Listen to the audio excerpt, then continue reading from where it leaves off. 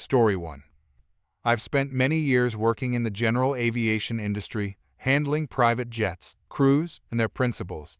Every 4 years, due to our location, we experience a surge of political activity as candidates begin traveling. Initially, it's usually no big deal. They fly on standard business aircraft, and little special handling is required. However, once a candidate becomes the candidate, things change. Now, they're traveling in large commercial jets like 737s or MD-80s, accompanied by staff and protective details. Our crew was experienced, having handled large aircraft for sports charters and high-profile VIPs. We had all the necessary equipment: stair trucks, baggage carts, belt loaders, and knew how to maneuver and park these big planes on the ramp. Believe it or not, aircraft handling at this level is an art. There's no simple jetway to pull up to, and you generally get one chance to get it right. During the last election cycle, we regularly received the main challengers plane 1 to 3 times a week. From an aircraft handling standpoint, it wasn't much trouble. Most people involved were friendly and reasonable. However, the challenge came with the constant rotation of the protection detail. The special agents in charge SAIC rotated regularly to stay fresh. For us, a quick discussion with the SAIC about the day's logistics, how many cars, buses, equipment trucks was usually enough, and we'd handle the aircraft accordingly. This coordination was key since we were also managing a constant flow of private jets. Everything went smoothly until the day SAIC Richard Cranium, not his real name, took charge. He wasn't that old, but he reminded me of Sheriff J.W. Pepper from the James Bond movies, the type who'd shout, "All right, everybody stand back, I'm in charge." It was clear from the start that this guy was going to be a problem. He refused to discuss or listen to anything. It was his way or the highway. On this particular day, the candidate's plane arrived empty, ready to pick up the principal. We fueled and serviced the plane, positioned 2 stair trucks, 2 baggage belts for loading luggage, and got everything prepped. So far, so good. Then the press buses and the luggage truck arrived, and we got them loaded onto the plane without a hitch. But when the motorcade was about 15 minutes out, SAIC Richard Cranium decided to take things up a notch. He announced that he was quarantining the entire ramp, making it a sterile area. No one was allowed on the ramp without his authorization, and none of us were authorized. At this point, I calmly tried to explain that the principal's motorcade always brought additional items: staff, luggage, promotional materials, and that we would need to load them onto the plane. But he wasn't hearing it. "Everything's on the plane, they just need the candidate," he insisted. "No ifs, ands, or buts, stay off the ramp." So, we stepped back and watched the inevitable unfold. Sure enough, when the motorcade arrived, it wasn't just the principal. There were 10 cars, SUVs, more luggage, and boxes of promotional materials. Normally, our team would unload the cars and use the belt loaders to get everything on board. But since we weren't allowed on the ramp, the people in the motorcade just dumped everything on the tarmac. Realizing nothing was happening, the protective detail started scrambling to figure out how to load everything themselves. Meanwhile, my team and I stood behind the glass in our office, watching, smiling, and loving every minute of it. This is when SAIC Richard Cranium started to lose it. His agents were trying and failing to load the plane, and he suddenly realized the aircraft still had equipment on it. In a panic, he rushed into our office and started berating one of our customer service reps about how we were messing up his operation. That's when I stepped in. Calmly, but with a hint of amusement, I asked if there was a problem, and if I could help. He was livid, foaming at the mouth, complaining about the bags, the trucks, the equipment, and asking why we were just standing around. Smiling, I reminded him that he had personally restricted the ramp and ordered my staff to stay out of the area. I told him that if he reconsidered his position, I'd be happy to send a team to finish loading the aircraft and remove the equipment so they could depart. Defeated, he simply glared at me and said, "Do it." 2 minutes later, we had everything loaded, the equipment cleared, and the plane was ready to go. Have a nice day. Bye-bye. Story 2. This happened about 2 to 3 years ago. It was a typical Sunday at work. Not too busy. I worked in a postal outlet, and Sundays were usually slow since most people didn't realize we were open. A gentleman came in before noon and told me he had sent a money transfer the day before, but it was no longer needed, so he wanted a refund. I said, "Absolutely, I can help with that," and asked for his reference number. When you send a money transfer, you receive a reference number, which is used to either pick up the money or process a refund. "I don't have it. It's at home," he replied. "I'm sorry, sir, but I can't look up your transaction any other way. I need the reference number," I explained. He argued with me for a while, saying he didn't have enough gas to get home and really needed the money. I calmly told him that until he brought in the reference number associated with the transaction, there was nothing I could do. Eventually, he left, and I thought the situation was resolved. But no, it wasn't over yet. A few hours later, he came back, this time with the reference number. I attempted to process the transaction, but it wouldn't go through. After checking his ID, I saw it was expired, which was clearly the issue. I knew he wouldn't believe me, though, so I told him I'd call the helpline to figure out what was wrong. Sure enough, they confirmed that his expired ID was the problem. I relayed the message to him, and he was not happy. Another argument followed. He said he couldn't afford to renew his license and had no other form of ID. I held back my urge to say, "That's not my problem," and instead told him he needed to bring back a valid piece of ID. Only then could I give him his refund. Frustrated, he left again. By 4 p.m., just an hour before closing, I thought the day was finally winding down. But, of course, he came back this time with his girlfriend in tow. Things were about to escalate. "I just talked to the helpline. I'm using her ID to pick up the money," he said confidently. "No, you're not," I responded. "The transaction is in your name. I cannot use her ID." The system probably wouldn't even allow it, and I knew customer service would never approve it. I had called earlier to confirm this, and they made it clear that it wouldn't be allowed. I was on the phone for 2 hours. "I'm using her ID," he insisted. While I called the helpline again to double-check, his girlfriend asked, "Why can he send money without his ID, but he needs it to receive the money?" "It's because receiving money is very different from sending it. They're more concerned about who is picking it up." I smiled politely and started to explain, but before I could finish, he cut me off. "Don't smile at me. Just give me my money," he yelled. I put the phone down and calmly told him, "You need to leave the store. You do not speak to me like that and expect my help." He refused to leave, and another staff member came over to ask what was happening. The man continued to shout, claiming I was withholding his money. Then, unbelievably, he said he was going to call the police and demanded my phone to do it. I told him, "No, there's a phone at the front you can use." By the time he walked away, it was 5 p.m., and I shut down my system for the day. As I was wrapping things up, a police officer came into the back room. "He's well known to us," the officer said. I explained the situation, and the officer went to escort him and his girlfriend out of the store. It's amazing to me that someone who's well known to the police thought they would help him in a situation like this. Absolutely ridiculous.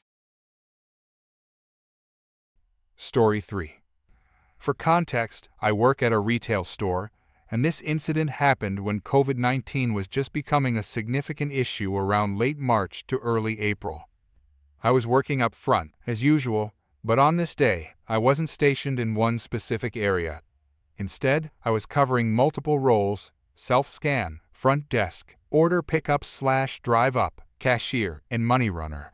At one point, while I was running money over to our cafe area, they were running low on small bills. I noticed an older woman by the carts.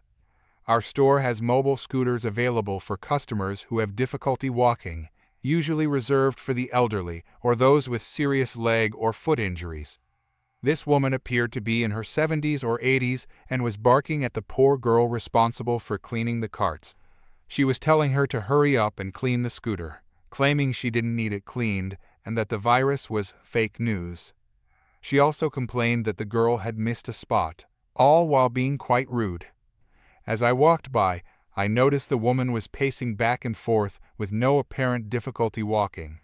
She seemed full of energy, so I quickly realized she was just being entitled and didn't want to walk around the store. I rolled my eyes and dropped off the money.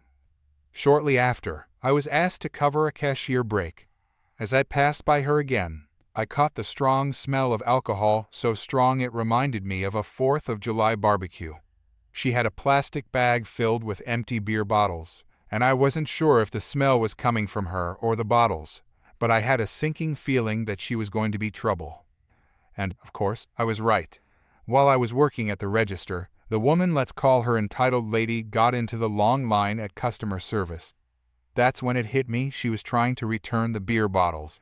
Our store doesn't have a designated bottle return area, but we can take back a few bottles under certain conditions. We have a $5 limit on returns. We can't accept bottles or cans we don't sell, and we don't accept beer or alcohol bottles. Those are the main rules. When entitled lady got to the counter, she was informed that we couldn't accept beer bottles, a rule we absolutely couldn't bend. That's when she completely lost it. She screamed at the manager, who happened to be up front thinning the line, calling her stupid and claiming she had returned bottles here before. The manager calmly told her no, but entitled lady slammed her grocery bag of beer bottles on the counter, likely breaking some, before storming off to her scooter, which she had parked just a couple of feet from the counter, and drove away. She didn't leave through the front entrance as I expected, though I thought maybe she went out through the mall entrance. Nope. It turns out entitled lady was trying to return those beer bottles to pay for her prescription at the CVS pharmacy located at the back of our store. I wasn't present for what happened next, but my security friend filled me in later. Apparently, entitled lady went to the CVS and asked for her prescription. Her insurance didn't cover the full cost, so there was a small fee she needed to pay. Without any money on her, she tried to take the medication anyway. The CVS employee wasn't fooled and refused to let her. Entitled lady got angry, started cursing, and even became physically aggressive, despite the employee being behind the counter. Desperate, entitled lady went up to various customers, trying to persuade or threaten them into giving her money. At this point, security had already been called. Then things escalated quickly. Entitled lady pulled out a small kitchen knife, not a pocket knife, but an actual kitchen knife, and waved it at the CVS employee, demanding her medicine. Security immediately intervened, confiscated the knife, and called the police. Entitled lady tried to walk away, abandoning both her scooter and the bag of beer bottles, but security stopped her and began escorting her to the front of the store. I was still cashiering at this point, but they passed by my register on their way out. It was one of the few quiet moments of the day, so I didn't immediately recognize what was going on. Putting on my best customer service smile, I asked, "Hi, how are you today?" To which entitled lady responded, "I need my medicine, or I'm gonna puke." I blinked, unsure how to respond, and just said, "Okay?" Then I noticed the security guard behind her frowning and shaking his head. I later found out she had been saying things like that the entire time, trying to garner sympathy. But no one was paying attention since people were more focused on toilet paper shortages. Entitled lady was taken to the security office to await the police, all the while ranting about needing her medicine, complaining she should be home by now, and spewing offensive slurs about the hospice worker who had apparently been in charge of her care. Eventually, the police arrived, accompanied by a tired-looking hospice worker. The worker explained that the woman had wandered away from a nearby care home and tried to get her prescription on her own instead of waiting for staff to retrieve it for her. Security and the police explained what had happened, and the hospice worker sighed, explaining that although the woman had no history of mental illness or substance abuse, incidents like this happened often. After about half an hour, the hospice worker led entitled lady out of the store, with the police closely hovering beside her. While she wasn't in handcuffs, the police were giving her serious side eye as she continued to rant, accusing the hospice worker of throwing her out and demanding her medicine. Long story short, charges were pressed, and entitled lady was arrested. That entitled lady remains one of the craziest people I've ever met.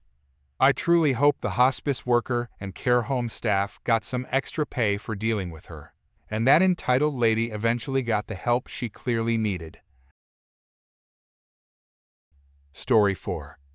This happened to a friend of mine a couple of years ago, and I nearly died laughing when he told me about it. The building manager, with whom my friend had previously argued over some nonsense, sent him a message one day.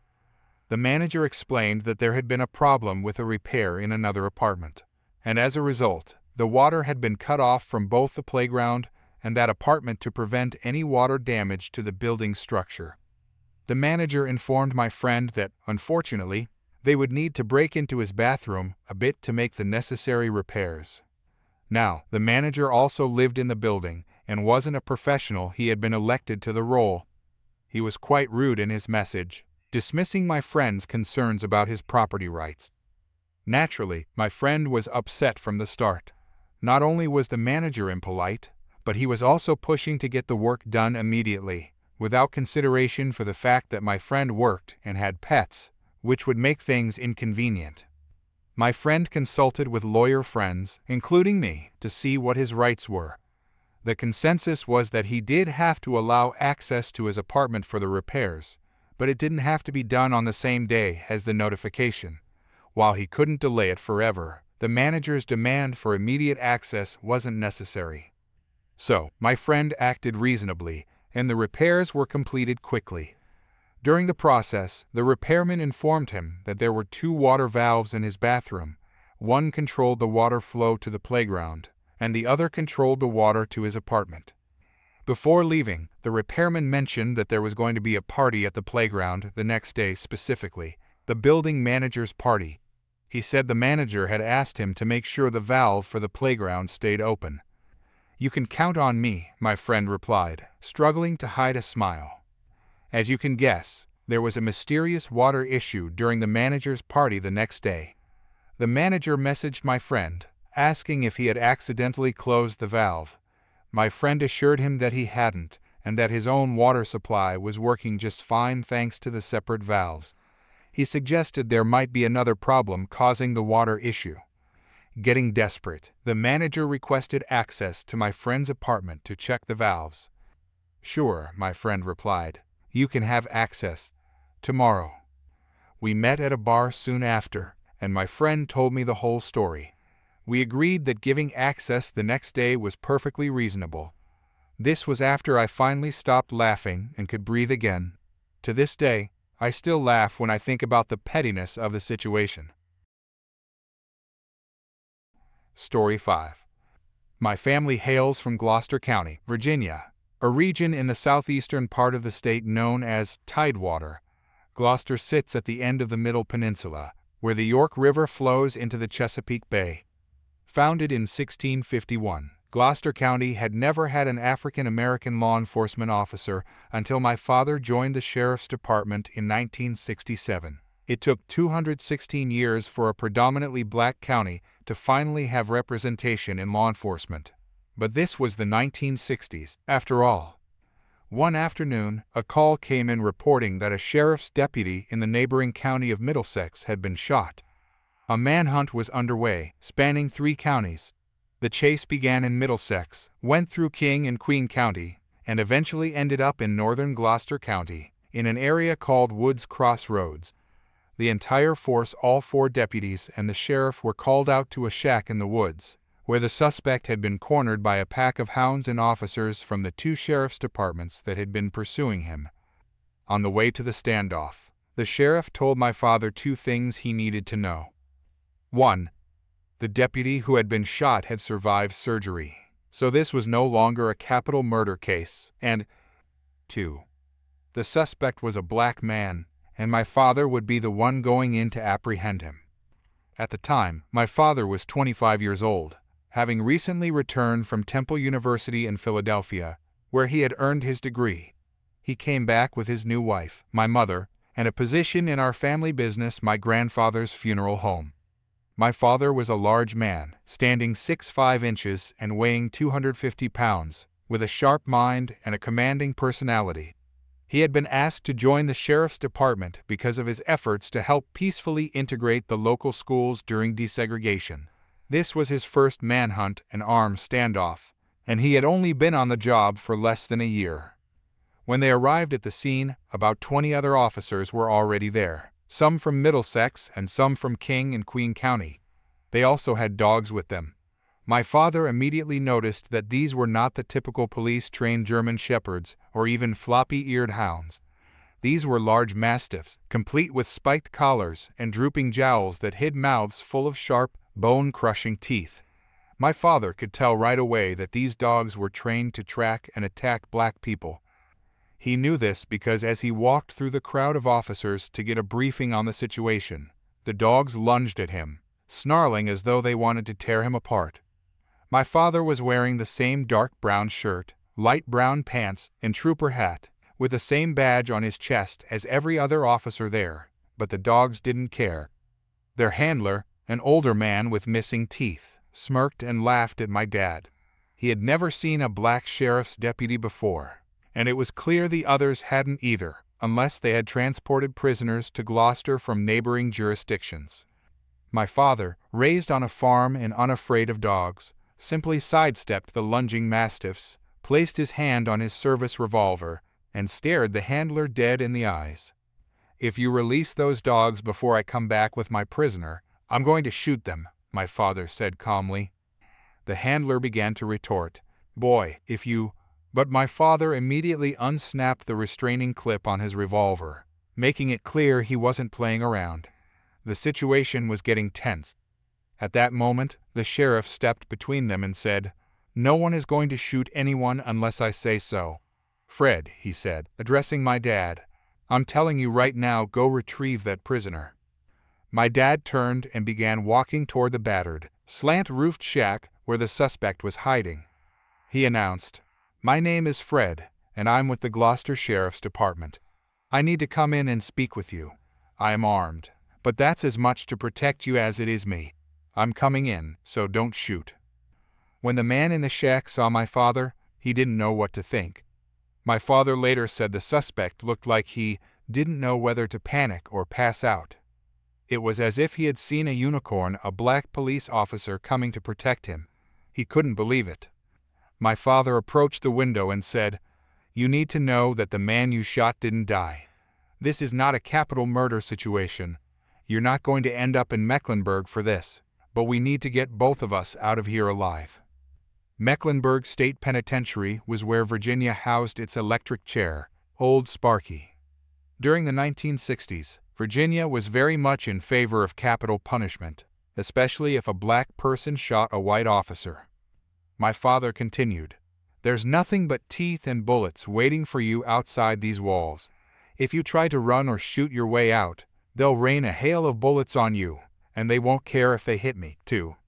If those dogs get loose, they'll try to kill both of us.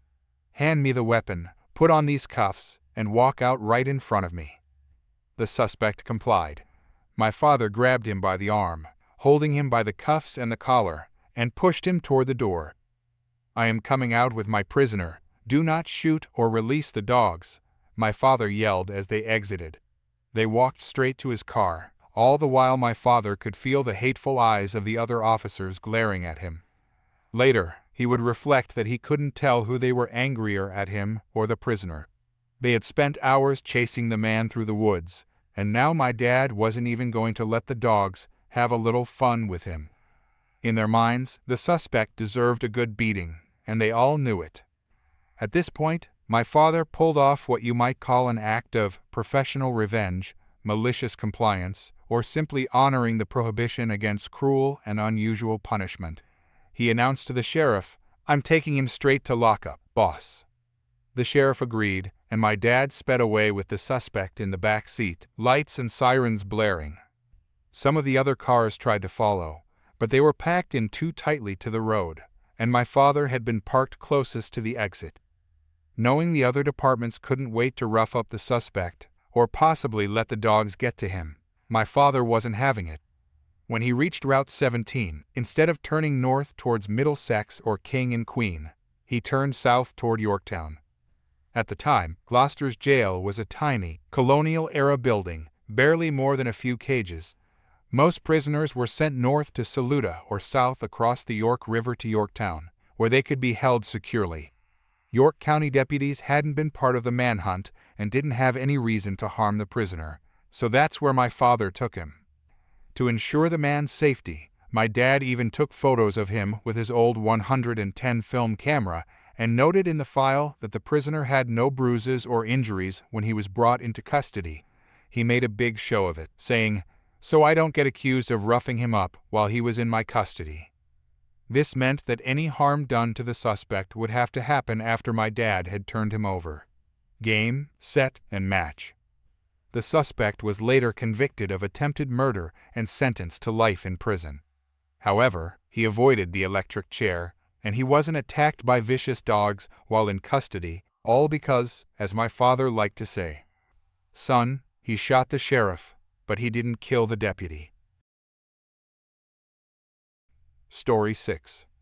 This happened during my last few years of high school when I was delivering newspapers every morning. The money wasn't great, but it was my first job. I enjoyed the peace and quiet of being awake before sunrise. It was a pleasant experience overall, though there were some downsides. One of the biggest hassles was collecting payments once a month. If a customer didn't answer the door, they couldn't pay you. If someone decided to stop paying, there was nothing you could do about it. The subscription could only be canceled by the customer, and if they didn't pay, the amount was deducted from your earnings, leaving the delivery person to cover the cost. This was unfortunately common and ultimately the reason I quit, since I couldn't afford to work 2 hours a day without being paid. One morning, after finishing my route, I came home to find my mom visibly annoyed. My boss had called, waking her up. He had been receiving complaints from customers on a nearby route, claiming they hadn't received their paper several times that week. As a result, he fired the person on that route and wanted to know if I could take it over. The new route was about half the size of my current one and would only add 30 minutes to my daily routine, so I agreed. The first week went smoothly. However, during the second week, as I was finishing my new route one morning, I heard a woman calling out, "Excuse me? Hey, you, excuse me." I turned around to see a woman coming down her driveway, holding a newspaper in one hand and tugging at the bottom of her t-shirt with the other, trying to maintain some modesty. I recognized her as a substitute teacher from my high school. "Excuse me, what is this?" she asked, waving the newspaper. I was confused for a moment and replied, "I'm sorry, Miss Karen, but I don't understand." She cut me off. "I thought I already told you. If you're going to fire my daughter for being a little late one day, then I do not want your paper." Still a bit confused, I said, "I'm sorry, Miss Karen, but I've only had this route for a few days, and I'm certain I wasn't the person you spoke with. Maybe you talked to Mr. Boss." "Well, if you're not the person I spoke to, how do you know my name?" she asked smugly, as if she had caught me in a lie. "I'm one of your students. I've been at the high school where you substitute for the past 4 years. If you want to cancel your subscription, you'll need to call the number. I can't cancel it for you." That was clearly not the answer she wanted. She paused for a moment, then looked me in the eye and said, "You think you're really smart, don't you?" before throwing the paper at me and storming back up her driveway. When I got home, I called my boss to tell him what had happened and that she wanted her subscription canceled. He told me that when he had called to fire her daughter, Karen had answered the phone, screamed at him about the same thing, and that he had explained to her that she needed to call the subscription line to cancel the service. The teenage paperboy, unfortunately, couldn't do it for her. He also mentioned that when Karen's daughter took the job, her mom had informed him that she would be away every other weekend at her father's house and couldn't deliver the Saturday and Sunday papers, so Karen would deliver them instead. The next Saturday, I received an updated subscription list and checked to see if Karen's address was still on it. Sure enough, it was. This meant she still hadn't called to cancel, so I had no choice but to keep delivering her paper. This went on for a few months until I finally convinced my boss to cancel her service due to non-payment. One weekday morning, I accidentally slept in until 4:30 am, meaning I had to rush to deliver all the papers before the 6:30 cutoff time, when a paper is officially considered late. I delivered Karen's paper around 6:15 am, which was near the end of my route. That's when Karen came running out of her house, yelling at me for delivering the paper late and threatening to call the paper and get me fired, just like they had done to her daughter for being a little late one time. I tried explaining that, although her paper was delivered a bit later than usual, it was still within the cutoff time, which guaranteed delivery before 6:30 am. Of course, in typical Karen fashion, she wasn't having it. "You can't talk your way out of this. You're going to be fired," she said before running back inside, laughing to herself. A couple of hours later, I was sitting in class, waiting for first period to start. Who should walk in to teach the class but Miss Karen? She had barely taken 2 steps into the room when she spotted me and immediately started shaking her finger in my direction. No, not you. Go to the office now," she demanded. My classmates were baffled. First, I wasn't the kind of kid who usually got in trouble. Second, I hadn't even had the time to misbehave. She sent me out the moment she walked in. I arrived at the principal's office and checked in with the secretary, who asked why I was there. "Look, Miss Nice Secretary, I know every kid probably says this, but I didn't do anything wrong," I said before explaining what had happened that morning with Karen and the newspaper route. I emphasized that this was about something that happened outside of school, during non-school hours. The secretary looked at me, slightly confused, before nodding toward another girl sitting in the waiting room. "Do you know who she is?" she asked. I didn't. The girl looked about 2 years younger than me, with short bleach blonde hair, wearing a band tee with the sleeves cut off, and at least 10 bracelets on each wrist. I didn't recognize the band, but it was probably some 90s punk group. It was obvious she had been crying. Her eye makeup was smeared, and her face was red. The principal called me into his office. Pretty girl's eyes lit up with recognition, as if she knew me, and I suddenly realized there was more going on here than just me being kicked out of physics class. The principal asked me what had happened, and I explained everything. He thanked me and asked me to sit down again. When I came out, Pretty girl was gone. The principal then asked the secretary if there was another teacher available with a free period. She confirmed there was and paged the teacher to escort me back to class. The math teacher took me back and informed Karen that she needed to go to the principal's office. We spent the rest of the class with a substitute, and I never saw Miss Karen again. As far as I knew, that was the end of the story. Until a few years later, Pretty girl started dating one of my friends, and I finally got to hear the full story. Pretty girl was Karen's daughter, and her parents were going through a divorce. Karen was a heavy drinker. She had gotten her daughter the paper route, thinking that it would force her to stay at her house every night and never stay at her father's place. Pretty girl had tried the job for a while, but things deteriorated quickly between her and her mom due to Karen's drinking. She wanted to live with her dad, but when she did, there was no one to deliver the papers, which led to her being fired. Not because the papers were a little late, but because about 50 newspapers hadn't been delivered for several days in a row. Without the paper route, Karen lost her imagined leverage and became angry. She decided I was the enemy because I had taken over the route and thought that getting me fired would somehow get her daughter the job back. She called the paper to complain, but despite being told that her paper wasn't late, she drove over to Pretty girl's dad's house to give her the good news about the job and offer her a ride to school. Pretty girl told her mom she didn't want the job or the ride, and that Karen wasn't supposed to visit her dad's house when he wasn't there.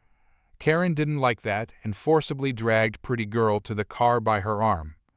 Pretty girl went straight to the office once school started and asked them to call her dad, who picked her up while she was in the principal's office. Apparently, what I told the principal was enough to corroborate Pretty girl's story, which gave him the grounds to speak to the union and have Karen removed from the school roster until Pretty girl graduated. That morning's event was also a deciding factor in Pretty girl's dad gaining full custody. This time, Karen didn't get the kids. Story 7. This happened many years ago when I was in middle management for a large retail chain. I was responsible for overseeing several departments in the store and held a position known as a key-carrying manager. Although I wasn't an assistant store manager or store manager, I often took on those roles when they weren't around or when it was convenient for scheduling. Essentially, I managed my departments and sometimes the entire store. I was responsible for opening and closing the store, counting money in the morning or at night, and performing tasks that were beyond what I was fully trained for. You get the idea. I had significant responsibilities. I stayed in this quasi-management role for months, and when I inquired about either being promoted or returning the store keys, I was met with vague responses like, "We'll talk about it soon." Fast forward 3 to 4 months later, and an assistant store manager had an emergency and asked if I could close the store in their place. I agreed and went through the usual closing routine, ensuring everything went smoothly. 2 days later, I was called into the loss prevention office to discuss the nightly money count for that particular night. I recalled that the count was accurate according to the records. However, they informed me that the count was off by $250, and I was being held responsible. An investigation took place, and it was ultimately determined that all the money was accounted for. However, the issue was that I wasn't authorized to be in the back room doing the count in the first place. I explained that I had been doing this for months with the store manager's approval. Despite my explanation, the higher-ups didn't care. According to them, rules are rules. The store manager and assistant manager were reprimanded, and I was fired. Now, here's the petty part. When I was fired, they rushed me to my locker and escorted me out of the store. It wasn't until I got home that I realized I still had the keys and security codes for the entire building. It took them a full week before they realized this and started calling me, asking for the keys. I calmly informed them that I had left the keys on the store manager's desk on my way out. End of story. In reality, I still had those keys. The best part? They had to change all the locks and cylinders in the entire store, along with updating the system passwords and security codes. That gave me a bit of a warm and fuzzy feeling.